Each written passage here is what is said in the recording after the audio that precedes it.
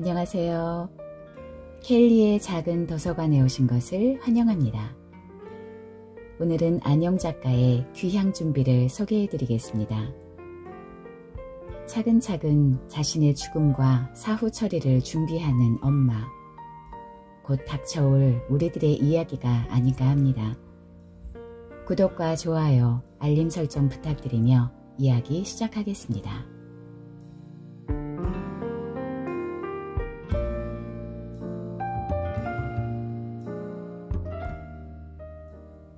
벌써 열흘째다. 그네는 층계를 내려가 편지함을 뒤진다. 오늘도 없다. 반은 버려야 할 우편물들. 어느 음식점에서, 어느 백화점에서, 어느 주택시장에서 소비자를 건지려고 보내온 전단지들. 그 밖에도 기업체에서 보내온 사회보 잡지, 개인 문집, 그리고 지금은 기억에서 멀어진 옛 지인의 자녀 결혼 청첩장. 날마다 우편함에는 무엇이 꽂혀도 꽂혀있다. 텅 빈 적은 거의 없었다. 그러나 그네가 기다리는 그 카드는 오늘도 오지 않았다. 한 달이 넘었는데 왜 소식이 없을까? 그네는 전화를 걸어보기로 했다. 봉투에 적힌 번호로 전화를 걸었다. 아니, 이럴 수가. 그런 번호는 없단다. 2006년에 받은 번호인데 왜? 그네는 114 안내를 통해 그곳 번호를 물었다. 과연 다른 번호다. 8년이란 세월 동안 번호도 바뀌었구나. 그렇다면 혹시 그 일 자체도 사라진 게 아닌가? 그래서는 안 되는데. 마음이 불안하다. 새 번호로 전화를 걸었다. 아, 반가움. 사람이 나왔다. 자초지종을 이야기한다.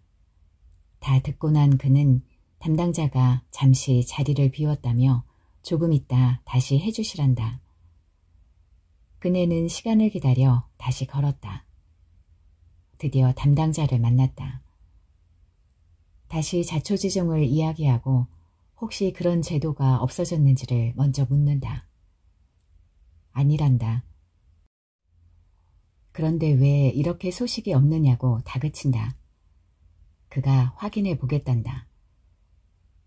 제법 시간이 지난 뒤 그가 하는 말. 죄송합니다. 가족관계 증명이 없어서 접수가 안 되었네요. 네? 그런 것도 필요했나요? 전에 그런 말 없었는데. 수고스러우시겠지만 그걸 한 통 떼어 보내주셔야 합니다. 그럼 전화 한 통 해주시지. 글쎄요, 전화 드렸어야 하는데 죄송합니다.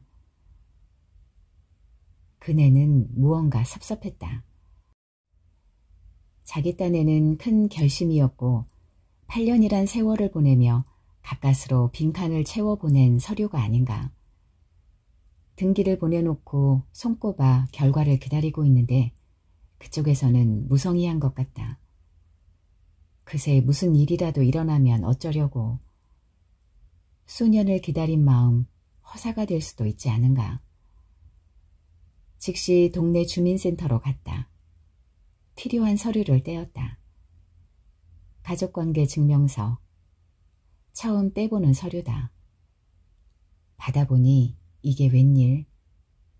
그네와 살과 피를 나눈 진짜 가족만 있다. 사위도 며느리도 손자도 없다. 순수 가족 넷이서만 함께 모여있다.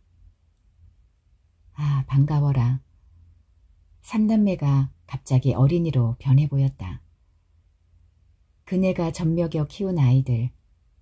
씻기고 입히고 먹이고 가르치고 온갖 정성을 다해 키운 아이들. 세 글자씩의 이름으로 옹기종기 모여있어 보기도 좋았다. 한 통을 더 요구했다. 그냥 서랍 속에 넣어놓고라도 한 번씩 꺼내보면 그 안이 즐거우랴. 삼남매의 이름 위에 얼굴이 겹친다. 보고 싶다. 검지로 이름을 문질러 본다. 각각의 얼굴을 쓰다듬듯이. 그네는 생각한다. 남편 이름도 함께 있었으면 더 좋았을 것을. 집으로 돌아오는 길. 그네는 결혼 후 반세기 세월의 강을 건넌다. 1년 터울, 2년 터울로 태어난 아이들. 세상에서 가장 어려운 것이 육아였다. 서너 시간 잠 한 번 실컷 자보는 것이 소원이었다. 살림이 넉넉하지 않아 임신 중이나 수유 중 잘 먹지도 못했다. 한 방울이라도 젖을 더 만들어 먹이려고 이것저것 국물을 끓여 마시던 기억. 연년생이던 아이들은 언제나 둘이 함께 기저귀를 차야 했다. 가는 배를 떠다 손수 기저귀 50장을 만들어 놓고 비 오는 날이면 다리미로 다려가며 쓰던 기억. 편찮으신 시어머니까지 모시고 있어 걸핏하면 아이 업히고 걸리고 약국으로 병원으로 다름질칠 때 동네 사람들이 아이 넷을 돌보시네요 하며 딱해하던 기억. 아이들이 자라면서 하나둘 어휘가 늘고 생각지도 않은 언어 구사로 깜짝깜짝 놀라게 하면 한바구음 지으며 행복해했던 기억. 막내가 3살이 되자 완전히 기저귀 빨래에서 해방되어 이만하면 살겠다고 한숨 돌리던 기억. 그러나 그 한가한 틈을 타서 다시 신문 광고를 뒤적이며 복직을 단행했던 기억. 어린 것을 떼어놓고 출근하느라 새벽 찬바람을 가르며 버스 정류장으로 달리던 기억. 만원 버스에 겨우 발을 얹고 차장의 오라이 소리를 들으며 안도하던 기억. 수업이 끝나면 어떤 유혹에도 넘어가지 않고 오직 어린 것들의 하루가 무사했기를 바라며 퇴근을 서두르던 기억.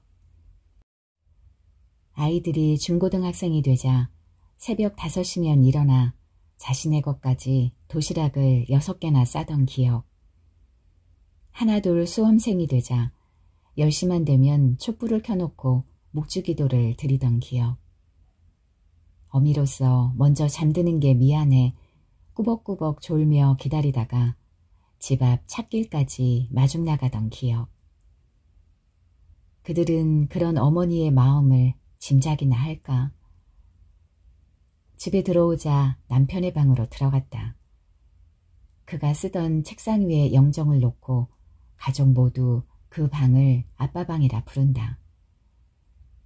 그가 떠난 지도 어느덧 17년. 그네는 외출할 때나 귀가할 때면 언제나 그 방에 들러 인사를 나눈다. 다녀올게요. 다녀왔어요. 어디를 가든지 밖에서 어떤 일이 있었는지 영정 앞에서 소곤거렸다. 그 덕분에 늘 함께 살고 있다는 생각이 들었다. 그러나 오늘 가족관계 증명서에 그는 없었다. 요즘은 위암 같은 것은 병 취급도 안 하던데 그 시절만 해도 왜 그리 치유가 어려웠는지. 본인도 아내도 미련해서 작은 이상을 허투루 보았다. 그가 병원을 찾았을 때는 위암 말기. 그것도 간에까지 전이된 상태였다. 막내까지 대학생이 된 뒤였으니 그나마 다행이랄까. 의과대학 레지던트였던 큰딸이 교수님과 논의해서 투병 생활을 주관했다. 입퇴원을 거듭하며 항암 주사 5번을 맞고 나니 탈모에 구토는 물론이요. 손톱도 발톱도 성한 곳이 없었다. 그는 도저히 더 이상은 맞을 수 없다며 거부했다. 온갖 사람들이 와서 온갖 처방을 해주고 갔지만 그는 오직 주치의가 주는 약만 복용하고 가끔씩 영양제를 맞으며 연명했다. 그리고 서서히 귀향 준비를 서둘렀다.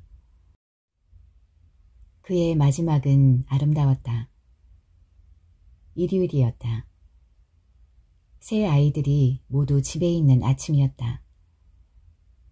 미사에 가려고 준비하는데 어쩐지 기운이 없어 보였다. 전날 영양제를 맞으려다가 주사바늘이 휘어버리는 바람에 맞지 못했다. 갈 때가 되면 그렇게 혈관이 굳어버린다는 것이었다. 그래서인가 어느 날보다 기운이 없어 보였다. 그네는 그에게 사랑 가득한 목소리로 물었다. 미사에 가지 말까? 그가 살살 고개를 끄덕였다. 그런 행위 하나도 무척 힘들어 보였다. 그네는 얼른 그의 곁에 앉아 손을 잡았다. 일요일이면 자기가 먼저 어서 미사 다녀와 하던 사람이 아닌가. 그의 손을 잡고 묵주기도를 드리고 있자니 점점 손에서 냉기가 돌았다. 겁이 덜컥 났다. 성당 상조회에 연락을 드렸다. 곧 두 사람이 들어섰다. 경험 많은 그들은 이리저리 살피더니 오늘을 넘기기 어려울 것 같다고 옷을 갈아입히자고 했다. 그네는 미리 준비해둔 옥양목 중이적삼을 꺼냈다. 이미 몸이 굳어지고 있어 옷 갈아입히는 일도 쉽지 않았다. 게다가 통증 때문에 왼쪽으로만 누워 있었기 때문에 더욱 어려웠다. 아들과 둘이서 그의 무거운 몸을 이리저리 들마시며 옷을 갈아입혔다. 한 자매님이 지금 몹시 목이 마를 터이니 자꾸 물을 떠 넣어드리라고 한다. 전날 밤 내내 티스푼으로 떠 넣었어도 한 컵도 못 마신 물. 다시 물을 떠 넣는다. 쩝쩝 소리가 날 정도로 달게 먹는다. 저렇게 목이 마른 것을 말도 못하고 참았겠구나. 많이 미안했다. 성당 가족들은 기도상 위에 고상을 모시고 촛불을 켜고 성소를 뿌리며 기도를 시작했다. 아이들도 기도에 동참했다. 곧 성당에서 많은 분들이 오셨다. 총회장님, 상조회장님을 앞세워 4사람이 들어섰다. 그들이 목소리를 합하니 기도 소리가 온 방을 채웠다. 그러자 갑자기 그가 오른팔을 젖혀본다. 바르게 눕고자 하는 시도로 보였다. 1번, 2번, 어려운 시도다. 아이들이 그를 돕는다. 조심조심 드디어 반드시 누웠다. 이렇게 눕는 자세가 얼마만인가. 하얀 중이적삼을 고인대 없도록 펴들였다. 그리고 그가 아끼던 향나무 묵주를 손에 쥐어들였다. 깨끗하고 편안한 모습이었다. 의식은 또렷한 것 같았다. 아이들을 하나하나 둘러본다. 저예요 큰딸, 저예요 아들, 저예요 막내딸. 3남매는 아버지의 손과 팔을 붙잡고 마지막 눈맞춤을 하느라 애를 쓴다. 그때 남편은 아주 힘겹게 팔을 들어 그네 쪽으로 돌린다. 그네는 황망히 그에게 고개를 들이대었다. 그러자 그는 종이 한 장 들 힘도 없는 그 팔로 그네를 감싸 안았다. 그러고는 눈물을 주르르 흘렸다. 30년 함께 살아온 부부의 정이란 그리도 끈끈한 것인가. 곁에서 성당 자매님이 얼른 볼 좀 부벼드려요 한다. 아, 그렇구나. 그의 얼굴에 자신의 얼굴을 대고 따뜻한 체온을 전해주었다. 상조 회장이 어서 아버지한테 하고 싶은 말을 하라고 한다. 아이들은 아버지 귀에다 대고 한마디씩 한다. 그네도 작은 목소리로 울먹이며 말했다. 그동안 투병 생활 참 훌륭히 해냈어요. 존경해요. 그동안 내가 섭섭하게 했던 거 다 용서해 주세요. 이제 귀양살이 끝났어요. 암도 없고 고통도 없는 하늘나라에 가서 편히 쉬세요. 나도 곧 따라갈게요. 사랑해요. 그때 마침 성당 염사 카타리나 자매님이 들어오셨다. 능숙한 몸짓으로 남편 옆에 다가가더니 그의 두 손을 모아 가슴에 얹어주면서 말하는 것이었다. 나를 따라하세요. 예수 마리아, 예수 마리아. 말이 안 나오면 속으로 따라하세요. 예수 마리아, 예수 마리아. 가족들도 따라하세요. 예수 마리아, 예수 마리아. 자매님은 계속 예수 마리아를 뇌이며 그에게 물을 떠먹이고 있었다.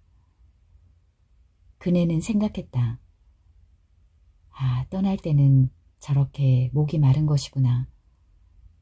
그것도 모르고 기도만 하고 있었으면 그는 얼마나 목이 말랐을까. 그러고 있노라니 그의 눈시울이 점점 감기고 있었다. 점점 더, 점점 더. 드디어 완전히 감겼다. 이렇게 해서 영영 볼 수 없는 사람이 되는 것인가. 아이들이 끄이끄이 소리를 삼키며 운다. 그네도 이를 악물고 오열했다. 기도상 위에는 하염없이 촛물이 흘러내리고 방 안에는 교우들의 기도소리 흘러내리고 그의 옷자락엔 가족들의 눈물이 흘러내리고 한참 후 카타리나 자매님이 탈지면을 그의 코 밑에 갖다 대었다. 움직임이 없다. 다시 손을 허리 밑에 찔러본다. 안 들어간다. 이미 허리는 내려앉아 있었던 것이다. 가셨습니다. 정말 편안히 아름답게 가셨습니다.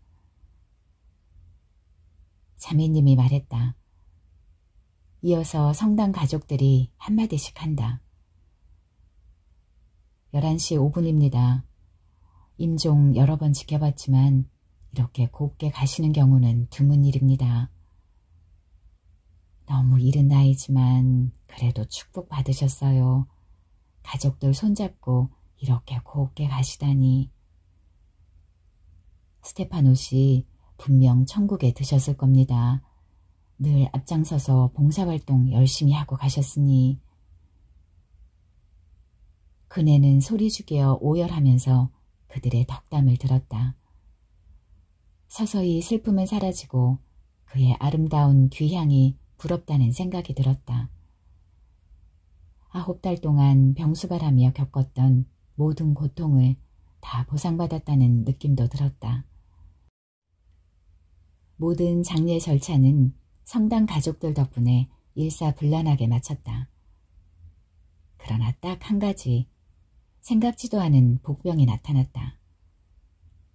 그가 떠난 날이 추석 이틀 전이라 발인 날 성당 가족들의 고생은 말로 할 수가 없었다. 자신의 집 차례를 첫 새벽에 마치고 와서 대절한 버스를 타고 고향인 정읍 선영으로 가고 올 때 그 자동차 막힘이라니. 예상했던 시간은 자꾸자꾸 늦어져 미리 묘소를 파놓고 대기 중이던 사람들도 기다림에 지쳤고 산 일 끝내고 돌아올 땐 더더욱 차가 막혀 중간에 휴게소 한번 못 들르고 고생을 했다. 그네는 지금도 그날 생각만 하면 정신이 아뜩하다. 같은 본당 교우라는 이유로 여러 형제 자매님을 그토록 고생시켰으니 그날 이후 그네는 장례 문화에 대해 많은 생각을 하게 되었다. 게다가 세월이 흐르면서 사회적 분위기도 많이 달라졌다. 이제 화장이며 납골당은 보통이 되었다. 그네는 그의 방에서 나왔다. 영정 앞에만 서면 항상 거듭되는 상념들. 그를 보내며 했던 말도 또렷이 생각난다. 가서 편히 쉬세요. 나도 곧 따라갈게요.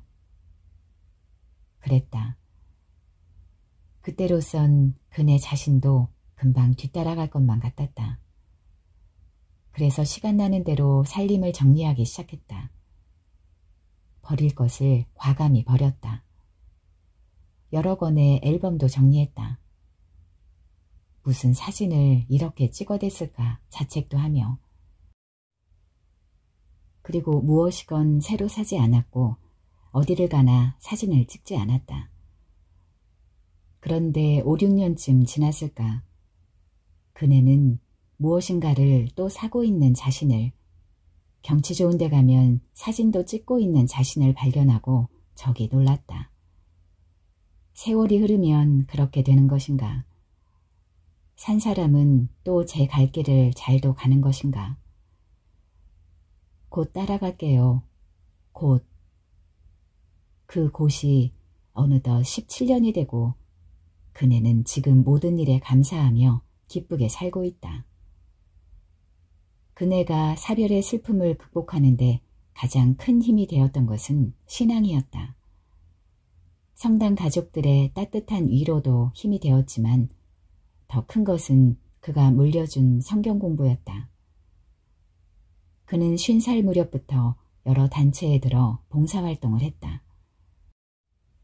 그러던 중 봉사도 중요하지만 무엇보다 말씀으로 무장을 해야겠다고 성 바오로 딸 수도회 통신성서교육원 8년 과정을 등록해 열심히 공부했었다. 암 투병 중에도 그것만은 놓지 않고 계속했다. 중노의 신사가 새로운 학업에 도전, 유난히 보람과 기쁨을 느끼며 공유하던 그였지만 겨우 4년을 수료하고 떠났다. 그네는 그게 몹시 마음에 걸렸다. 그가 떠난 이듬해 그네는 남편이 못다한 학업을 이어보기로 결심했다. 자신도 4년 정도는 할 수 있지 않을까 생각하며 시작한 공부였다. 영세한 지 40년이 가까운데 성경 한 번 제대로 읽지 못한 그네였다. 새로운 지식을 얻는다는 것은 언제나 즐거운 일. 하나둘 알아가는 재미가 쏠쏠했다. 보람과 기쁨을 만끽하며 한 해 한 해 세월이 갔고 예상 밖으로 8년을 다 마쳤다. 마침내 생애 마지막 졸업식, 긴 학업을 마친 기쁨, 그리고 아직도 살아있음에 대한 놀라움. 그네는 형언할 수 없는 감격에 차서 졸업장을 받았다.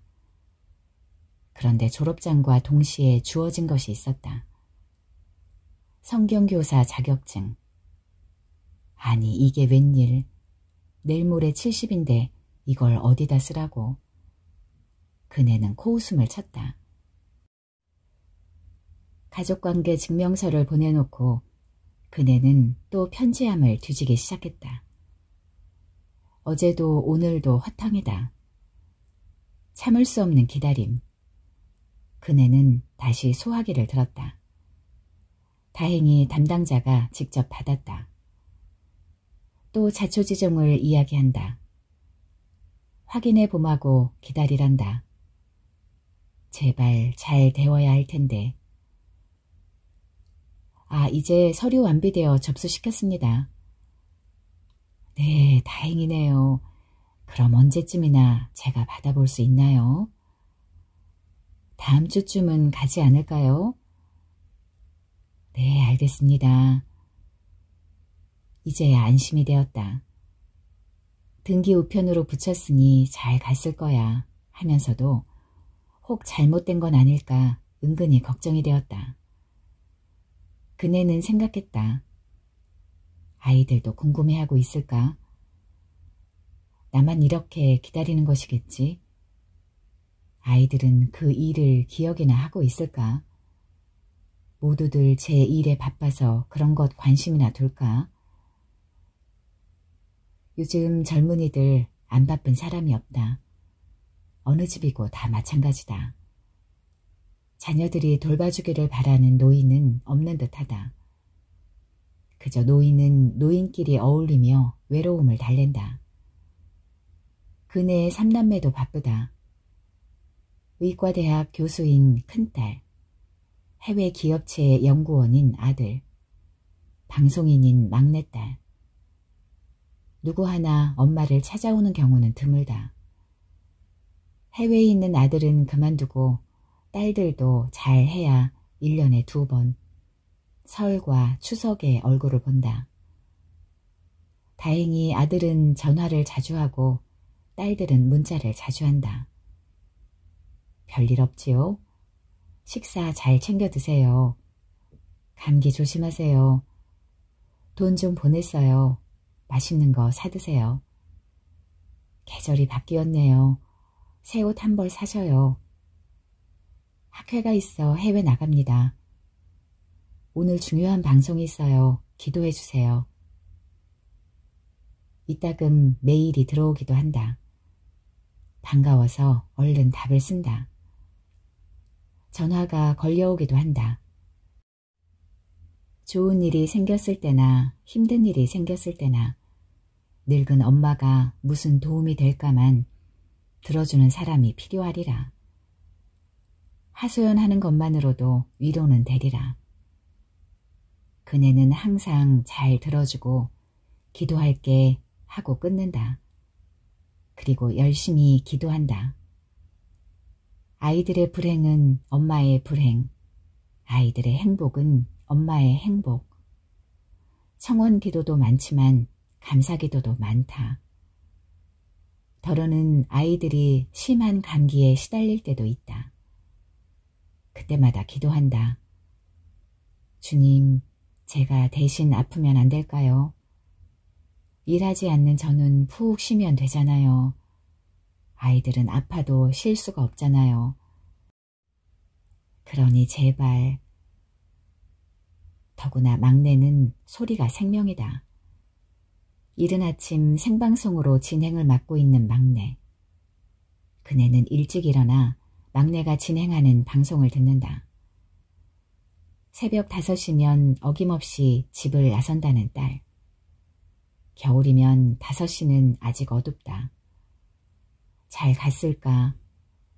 라디오에서 오프닝 멘트가 나오면 안심을 한다. 그리고 진행하는 2시간 동안 실수 없기를 기도하며 듣는다.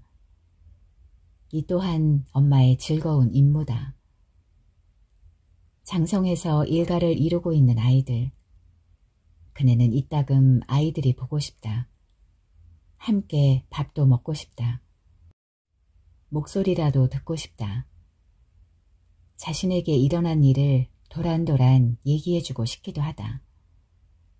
그러나 참는다. 강의 중일까봐, 회의 중일까봐, 방송 중일까봐, 혹시 잠깐 눈 붙이고 쉬는 중일까봐.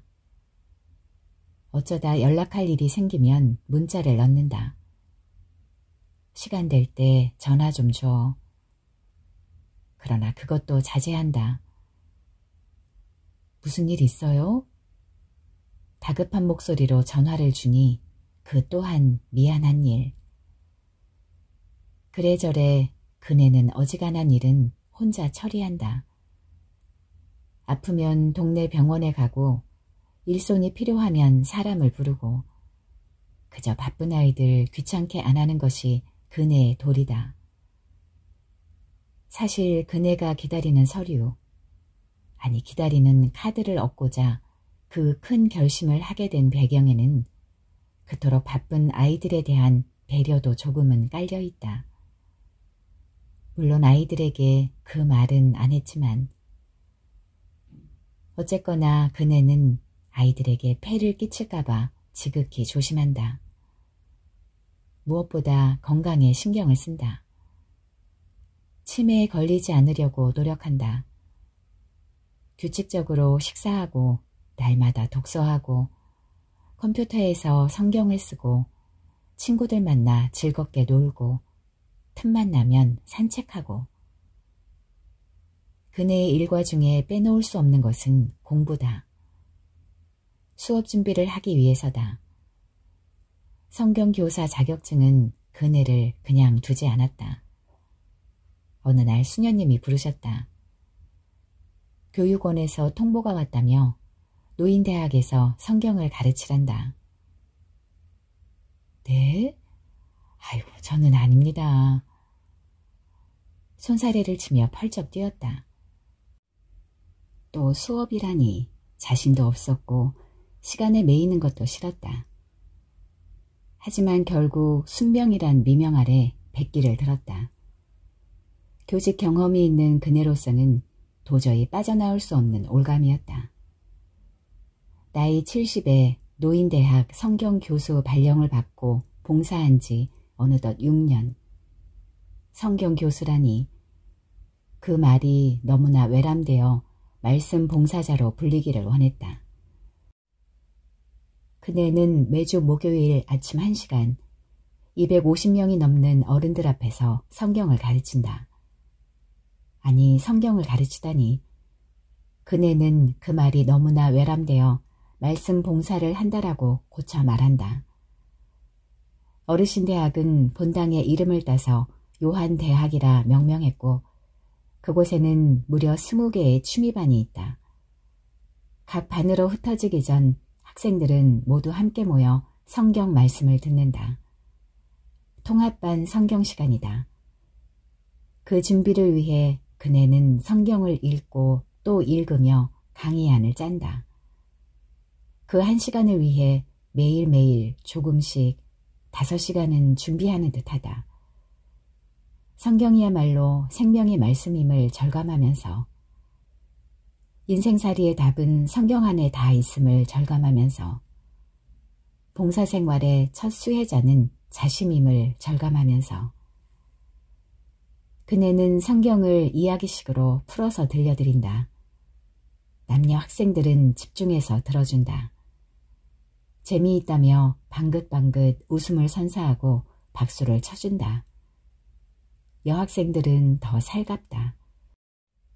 아침에 만들었다며 따끈따끈한 떡을 싸다 주시는 분, 손수 묵주 팔찌를 만들어주시는 분, 뜨개질로 예쁜 묵주 주머니를 만들어주시는 분, 이런저런 감사의 정표를 받을 때면 송구스럽기 그지없다. 그네는 자신에게 행복을 준 신앙에 보답하고 싶다. 아이들이 주는 용돈을 여기저기 후원 회비로 넣는다. 좋은 옷도 좋은 음식도 별 관심이 없다. 후원 회비 넣을 때가 제일 기쁘다. 몸으로 할 줄 아는 것은 별로 없으니 그렇게라도 하고 싶었다. 게다가 죽은 후 내 몸이 쓰일 때가 있다니 얼마나 고마운가. 그 결심은 지천명의 나이를 두고 허준의 동의보감을 읽을 때부터 싹이 텄다. 죽음을 앞둔 스승 유이태는 제자에게 말했다. 내 몸을 네가 가져라. 하나하나 해부하며 찬찬히 공부해라. 그 유언은 그네 마음을 사로잡았다. 다른 내용은 다 잊혔어도 그건 잊히지 않았다. 그네도 누군가 필요하면 그네 몸을 주고 싶었다. 그러다가 2006년 결정적인 계기가 왔다. 강남 성모병원에 입원하고 있던 가까운 친구가 떠났을 때다. 그 친구의 딸이 그곳 간호사로 있었다. 그래서 그런 정보가 빨랐던 것일까. 하여간 그 친구는 그 일을 해냈다. 신선한 충격을 받았다. 곧바로 결심이 섰고 오는 길에 당장 그곳 총무과에 가서 서류를 받아다가 작성했던 것이다. 그러나 큰 걸림돌이 있었다. 자녀들의 지장을 받아야 한다는 것이었다. 자식이 하나면 한 사람, 둘 이상이면 두 사람 것을, 그것도 아들이 있는 경우엔 꼭 아들이 끼어야 한다는 것이었다. 도장이 아니라 지장을. 그때부터 아이들 설득 작전에 나섰다. 그러나 쉽지 않았다. 더구나 아들은 한국에 없지 않은가. 그네는 미국으로 서류를 들고 갔다. 너부터 찍어다오. 그러면 누나도 찍을 거야. 우리 아들, 엄마 좋은 일 좀 하게 해다오. 별별 아양을 떨었지만 실패했다. 나중에 해드릴게요. 나중에. 이것이 아들의 답이었다. 어쩌다 아들이 귀국해 가족이 한데 모이면 그것부터 부탁했다. 그러나 번번이 실패했다. 나중. 결국 다 작성된 서류는 서랍 속에서 긴긴 기다림의 세월을 보냈다. 자그마치 8년의 세월을. 그러다가 금년 2014년 1월 1일 모처럼 온 가족이 모였다. 이때다 싶어 설득 작전에 나섰다. 엄마 나이 70 중반을 넘었다. 언제 일 당할지 아무도 몰라. 엄마 친구들 하나 둘 떠난 거 너희도 알지? 나는 마음이 바쁘다. 제발 내 소원 좀 들어주라. 나는 감사할 게 너무 많아. 너희들이 모두 건강히 잘 자라주었고 각자 일터에서 한 몫을 하고 있고 나도 건강히 잘 지내고 노후의 가장 큰 재산인 좋은 친구도 많고 이 나이에 봉사도 하고 있고 감사한 거 투성이야. 재산이 없으니 상속 때문에 너희들 싸울 일도 없고 그것도 얼마나 감사한 일이니. 그래서 나는 항상 기쁘게 살고 있다. 그렇지만 언제까지 이대로 있겠니? 언젠가는 본향으로 떠나야지, 안 그래? 그런데 받은 것이 너무 많으니 나도 좀 갚고 가야지. 그동안 몸으로 하는 봉사는 전혀 못했어. 그러니 마지막 떠나면서라도 내 몸 하나 바치고 싶어. 냉동했다가 학생들 연구 끝나면 화장해서 용인 천주교 묘지에 안장해 준단다. 매월 합동미사도 드려준단다. 얼마나 좋으니. 너희들이 지금처럼 바쁘면 엄마 미사나 드려주겠어? 내 마지막 부탁이다. 이것 말고는 정말 부탁 안 할게. 나는 그 카드를 갖고 싶어. 그래야 남은 생을 편안히 살 것 같아. 제발 내 말 좀 들어주라, 응? 큰딸이 말했다. 엄마, 그게 그렇게도 갖고 싶어? 진심으로? 그럼 8년 동안 변함없는 진심, 너희 의학도들을 위하여. 아들이 말했다. 고향 선영에서 기다리는 아버지는 어쩌라고. 아이고, 아버지가 왜 선산에 계셔. 지은즉 천국으로 가셨지. 그런가? 어쨌거나 엄마가 카드를 지닌다고 해도 그대로 하고 안 하는 것은 저희 맘이에요. 아시죠? 마침내 두 아이가 서류에 인적사항을 기재하고 엄지로 지장을 찍었다. 아, 드디어 해냈다. 기쁨. 이때다 싶어 그의 방 책상 서랍 속에 간직한 부탁의 말씀을 꺼내왔다. 내가 너희들에게 주려고 준비해둔 거야. 한 장씩 들고 읽어봐. 존엄한 죽음을 위한 부탁의 말씀. 제가 병에 걸려 치료가 불가능하고 죽음이 임박할 경우를 대비하여 저의 가족, 친척, 그리고 저의 치료를 맡고 있는 분들께 저의 희망을 다음과 같이 밝혀둡니다.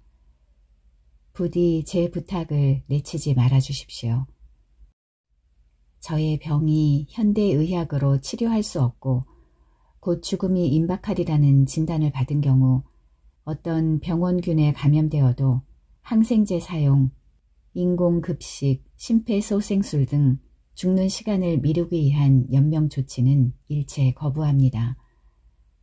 다만 그런 경우 저의 고통을 완화하기 위한 조치는 최대한 취해 주시기 바랍니다. 진통제의 남용으로 인해 죽음을 일찍 맞는다 해도 상관없습니다.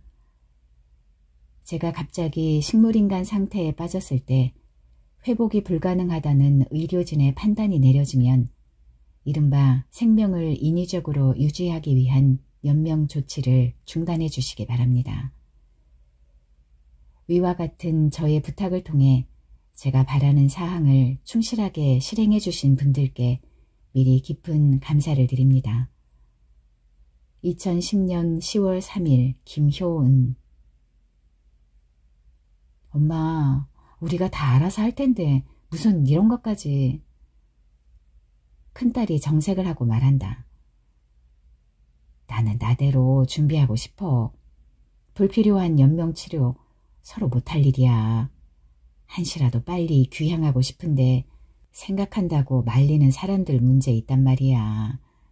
그러니 그거 잘 간직하고 있다가 기묘하게 사용해라. 모든 것을 말없이 지켜보던 막내가 말했다. 엄마, 아직 할 일이 많은데 왜 자꾸 이런 일에만 신경을 쓰세요. 전화도 받아주고 하소연도 들어주고 기도도 해주고 엄마 안 계시면 우리 어쩌라고. 형제는 서로 도우라고 하느님이 엮어주신 선물이다. 지금처럼 우애하고 살아야지.